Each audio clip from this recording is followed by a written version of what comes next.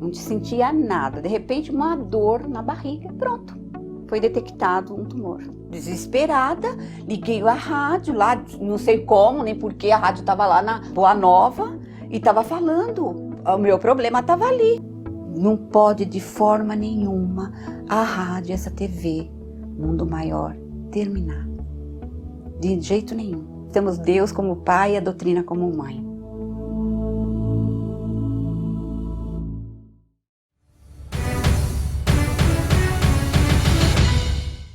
Mundo Maior em Debate, essa noite tratando de mediunidade e psicografia. Ou melhor, e charlatanismo. Mediunidade e charlatanismo. Mariana, como é que estão aí as nossas redes sociais? André, nós estamos tendo muitos relatos de pessoas agradecendo o programa de hoje e contando as experiências que elas tiveram com psicografias. Mas eu separei aqui uma pergunta do Maurício, aqui de Guarulhos, e eu acho que seria interessante até para o Orlando responder. Ele diz o seguinte: a saudade se faz presente e é compreensível a necessidade de recorrermos a meios e ferramentas que estreitam esse sentimento com nossos entes ou amigos queridos que desencarnaram. Mas, por exemplo, qual é a necessidade de buscarmos esse contato? Isso não fere as leis da natureza? Não podemos impedir a evolução do espírito desencarnado demonstrando o nosso apego?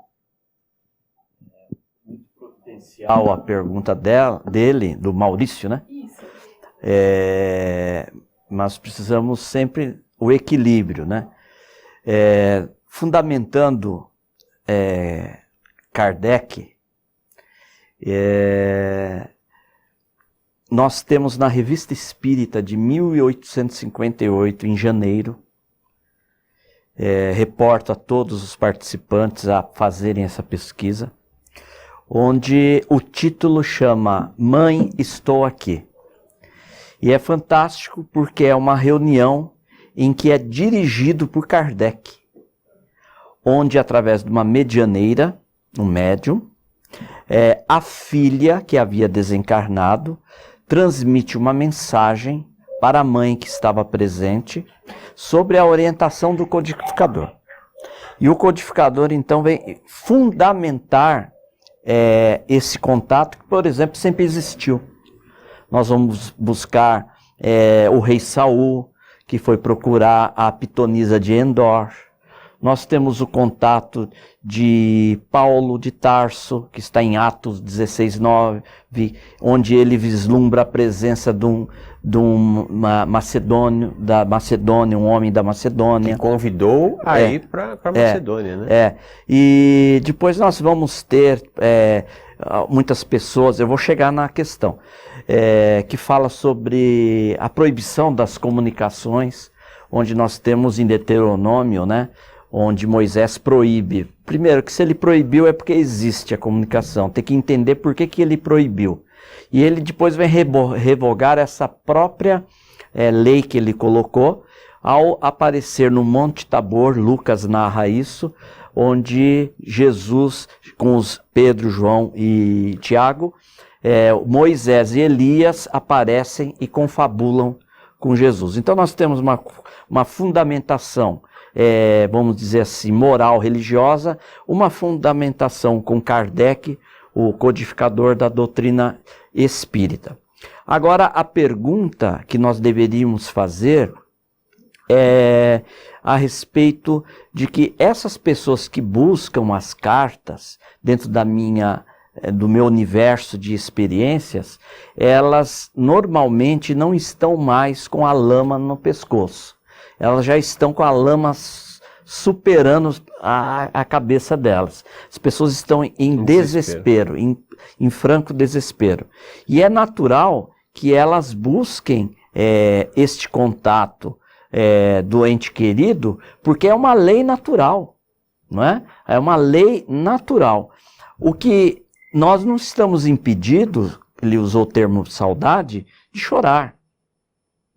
Como que nós não vamos chorar a saudade de um ente querido? O que nós não podemos, para o bem nosso e do ente querido, é se desesperar. Entrar na aflição, e muitos, aliás, procuram arquitetar, inclusive, o suicídio. Não é? Então, o contato entre os dois planos da vida está dentro de uma lei natural e não prejudica de forma alguma, só ajuda a qualidade do luto das pessoas, né? Esse contato. Agora, o que nós não podemos é nos entregar ao desespero. Isso sim, entregando ao desespero, à aflição, nós vamos acabar prejudicando a nós e os nossos entes queridos que estão do outro lado da vida, pois, conforme disse Chico, a saudade dói dos dois lados. Só complementando, o Orlando nos falou de Deuteronômio 18, 8, 12, né? E eu já estudei bastante esse trecho do Deuteronômio, e eu acho que ele está corretíssimo, né? E a doutrina dos Espíritos, inclusive, vai ao encontro disso, porque ali não há uma proibição de comunicação com os Espíritos. O que há é uma proibição com o prognosticador, com o adivinhador, com um objetivo claro de consulta aos espíritos, né? E existem pessoas, isso ao longo da história, infelizmente ainda existe pessoas que fazem isso, que vai trocar uma porta e consulta o espírito se tem que trocar a porta por madeira ou nós estamos exagerando, evidente. Mas existem casas espíritas que, infelizmente, para qualquer tipo de necessidade dentro da administração da casa, consultam os espíritos. Nós já temos condições de tomar as rédeas da nossa existência de forma responsável, tocar a vida adiante, né? A mediunidade, ela sempre vem ao encontro de um consolo, de uma orientação pacificadora, né? Então o Espiritismo, quando alguém dizer para você assim, olha, há uma proibição, nós seguimos totalmente aquilo que está no Deuteronômio. Nós não ficamos, por acaso, consultando espíritos, tentando adivinhar o futuro. Nós temos uma ligação, não é isso? Vamos então, boa noite. Boa noite. Quem fala? Eu me chamo Alex, sou do Rio de Janeiro. Como é que vai, querido? Tudo bom? Graças a Deus, tudo bem. Pois não. Eu gostaria de deixar registrado, né, nesse momento oportuno, que estou recebendo da TV Mundo Maior, de cooperar com a minha experiência com recebimento de cartas falsas retiradas do Face. Ah, pois não. Pois bem, eu tenho uma filha no mundo espiritual, está fazendo 2 anos e 5 meses, que teve o seu regresso à pátria pelo motivo de aneurisma cerebral.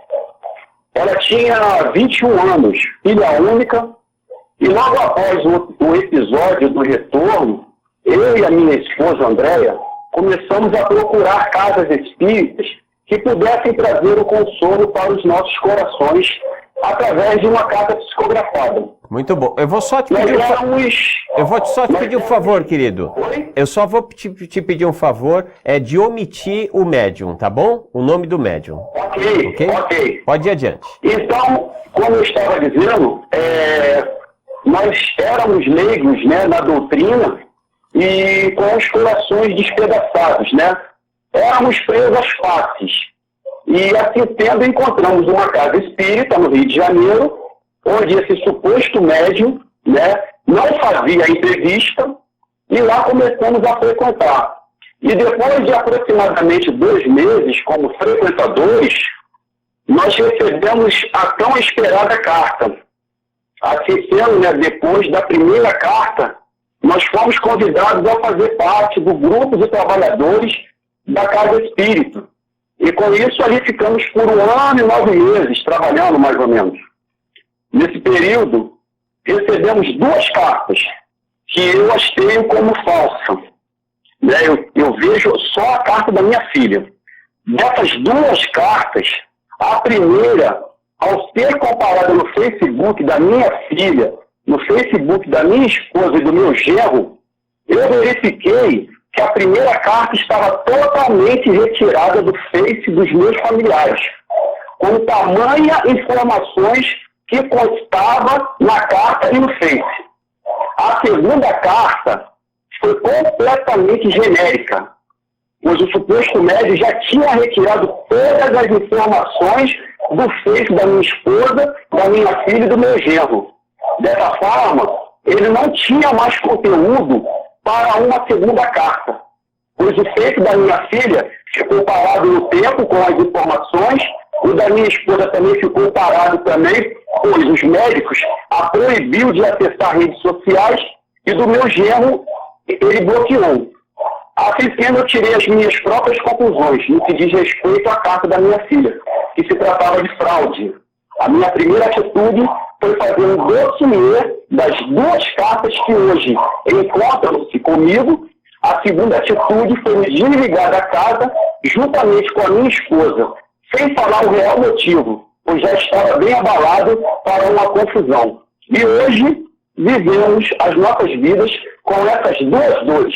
A dor de entregar uma filha única à pátria espiritual e a dor de ser enganado, pisado, humilhado por esse tipo de pessoa que não tem escrúpulo e não tem coração.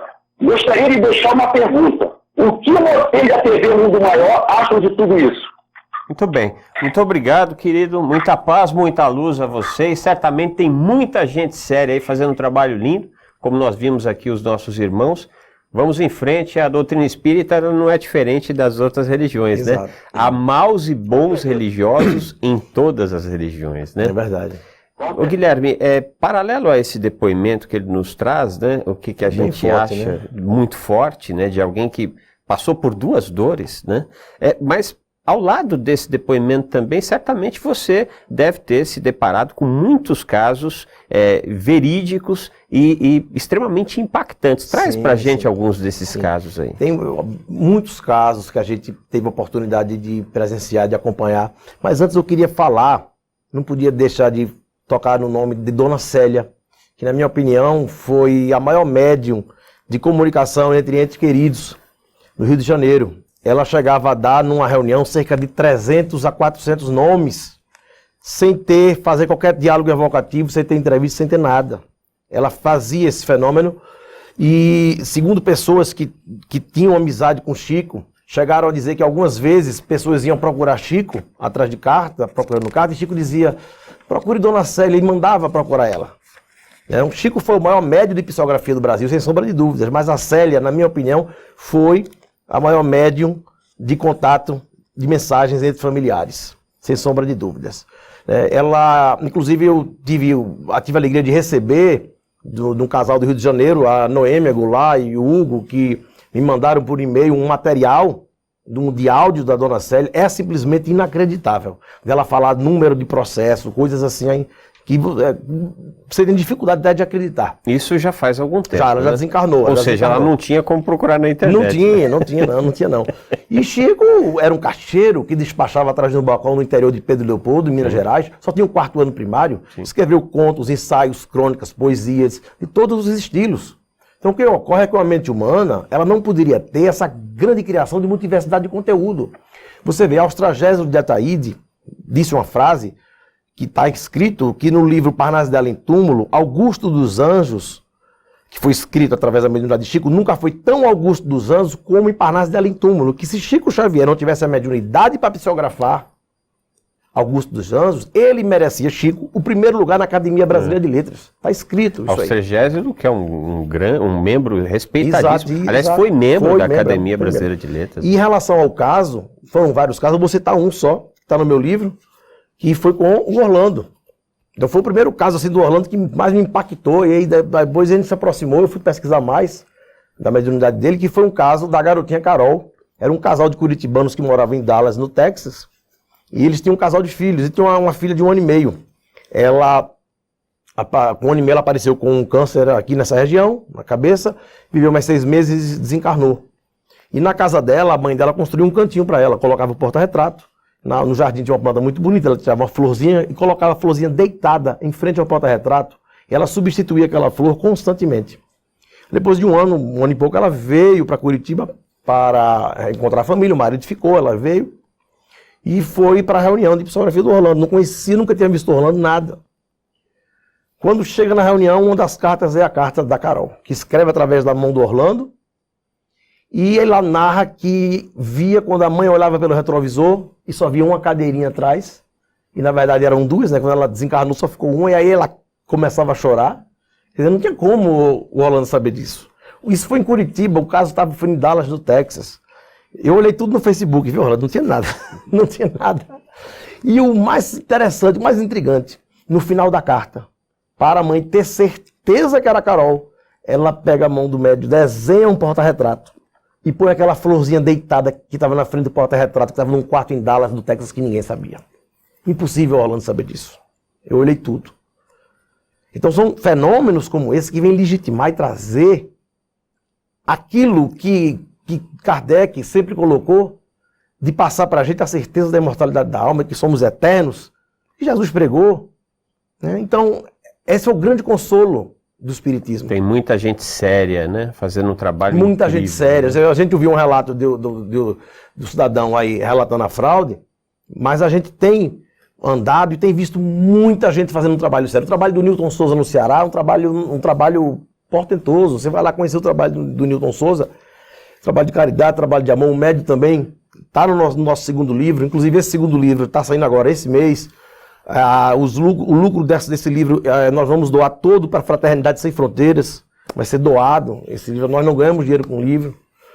E é muito gratificante para mim, que entrei na doutrina espírita pela curiosidade, eu era até meio que cético, não acreditava em nada, e você se descobrir espírito, se descobrir imortal diante de um fenômeno, é muito gratificante. Né? Mariana? André, nós temos uma pergunta aqui do Arthur Sobral, da Brasilândia, São Paulo. Ele diz o seguinte: há muitos anos meu pai faleceu em decorrência do alcoolismo. Fui até um centro espírita para ver se eu conseguia alguma comunicação com ele. Porém, lá tive a informação de que ele ainda não estava preparado para falar, mas que seu mentor comentou que ele estava bem e consciente da sua situação. Isso realmente pode acontecer? É frequente, porque eu falo da minha experiência.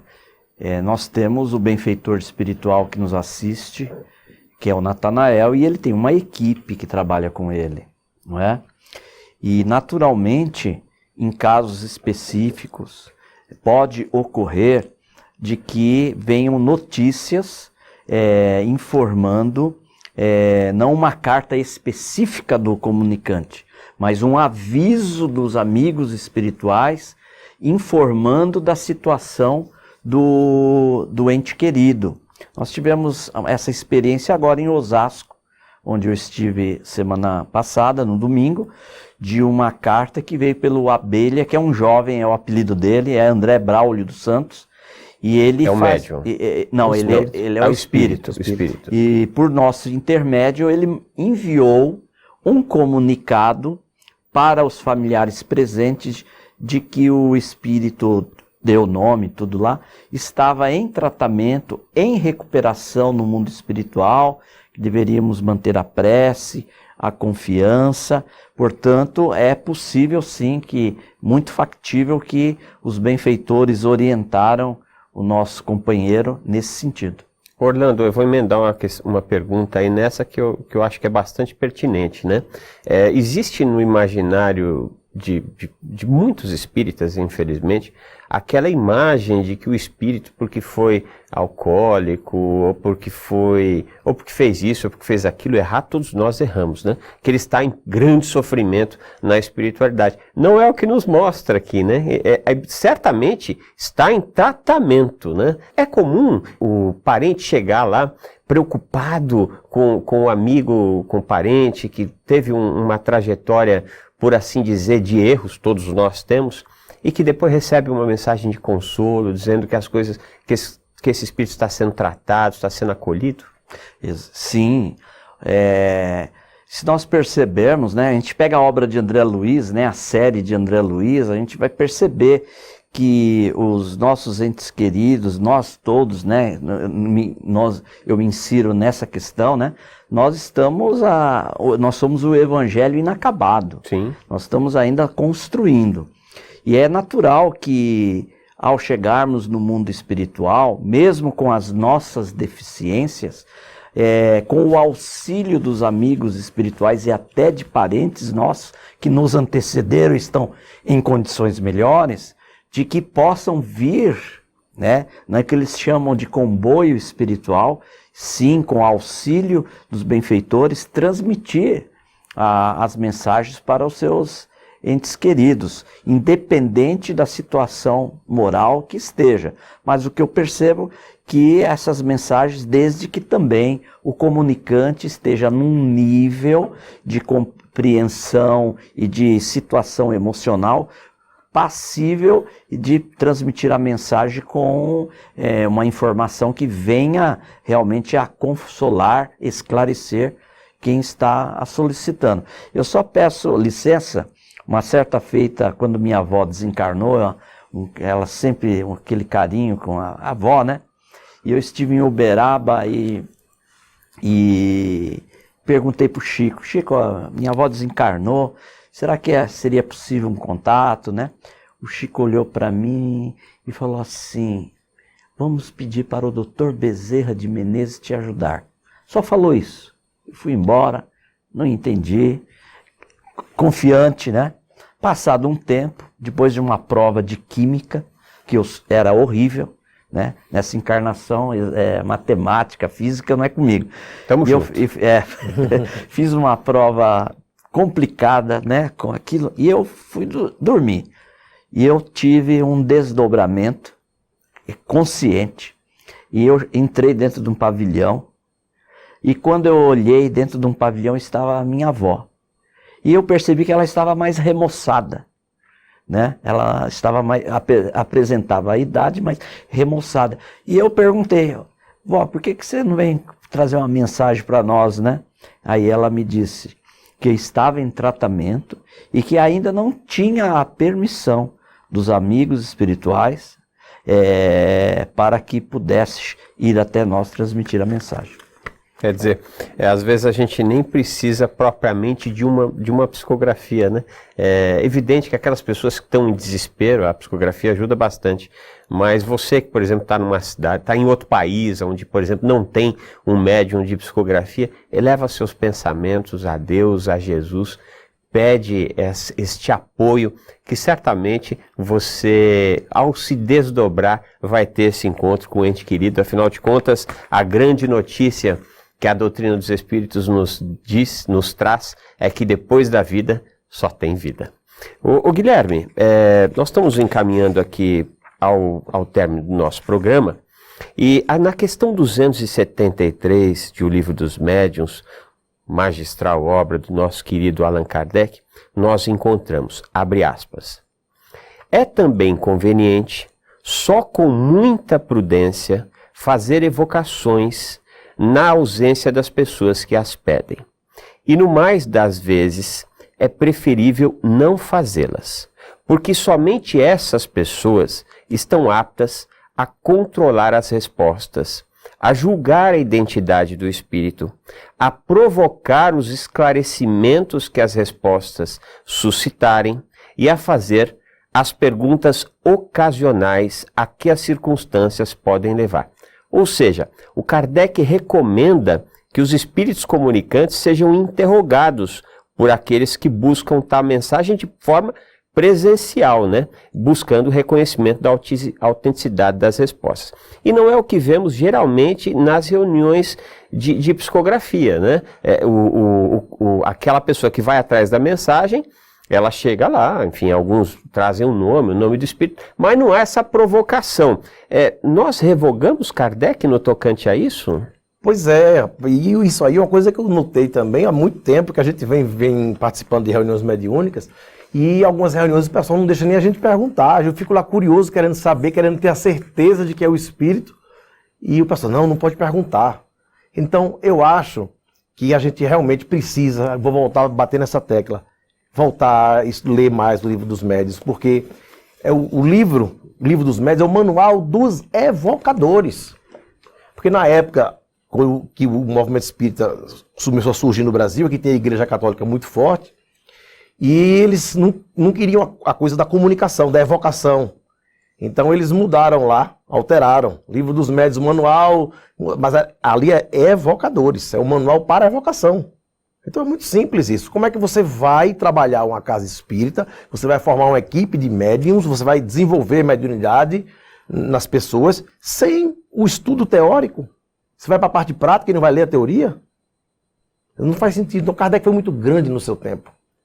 né? O pessoal chama Kardec, foi o codificador. Essa palavra, o Clóvis disse que é uma palavra pequena para ele, que ele foi muito mais do que um Muito codificador. mais Né? Ele do criou que metodologia, ele criou tudo. Isso em pouquíssimo tempo. Naquela época não tinha luz elétrica.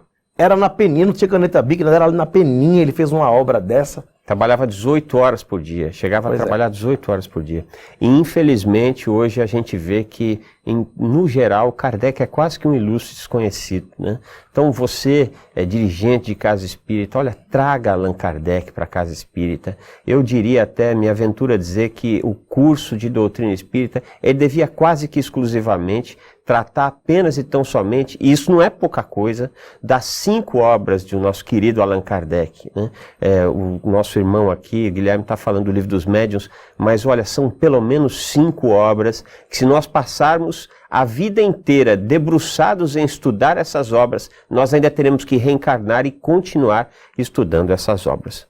Meus queridos irmãos, chegamos ao final do nosso programa e eu queria aqui ouvir as considerações finais de vocês, primeiro com o nosso irmão Orlando, pois não?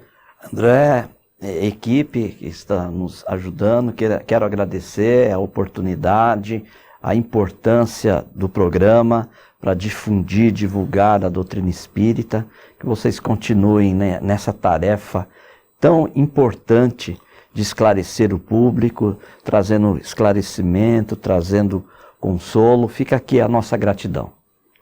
Eu vou aproveitar para fazer o merchan, amigosdaboanova.com.br, né? Ou, lá tá, amigosdaboanova.com.br ou 0800 12 18 38, para que você nos ajude aqui, para que consigamos levar adiante esse importante trabalho feito pela Rede Boa Nova de Rádio, pela TV Mundo Maior e por todos os setores e departamentos da Fundação Espírita André Luiz. Obrigado, meu querido irmão, que gentilmente e às suas custas pegou um aviãozinho e veio aqui para participar do nosso programa. Nossa gratidão. Pois é, sempre uma alegria, né, estar aqui, lhe reencontrar, né? E eu quero agradecer a TV Mundo Maior, a todos os telespectadores pela audiência, né? E dizer que quem quiser acompanhar nosso trabalho pode acessar nossa fanpage lá no Facebook, põe lá Guilherme Velho, que eu já nasci velho, né? Você vai lá por lá Guilherme Velho, e tem também nosso canal no YouTube, a gente tem as palestras lá. E a nossa missão é essa, a gente não está aqui para desmascarar médium, não é isso. A gente está aqui para legitimar a mediunidade séria. Agora, se a gente encontrar algo errado, a gente tem que seguir Kardec. Sim. E fazer a orientação que Kardec nos ensinou. Sim. E é isso que a gente vem fazendo. Muita paz e muito obrigado. O Mundo Maior em Debate de hoje fica por aqui. Nós voltamos no dia 10 de novembro, às 18 horas e 30 minutos, quando trataremos do tema Quem Tem Medo da Morte, o best-seller do nosso irmão Richard Simonetti, que tá fresquinho, acabou de retornar para a espiritualidade está em festa com o retorno desse grande trabalhador do Cristo. Muita paz, muita luz, beijo no coração. TV Mundo Maior, levando a vida até você.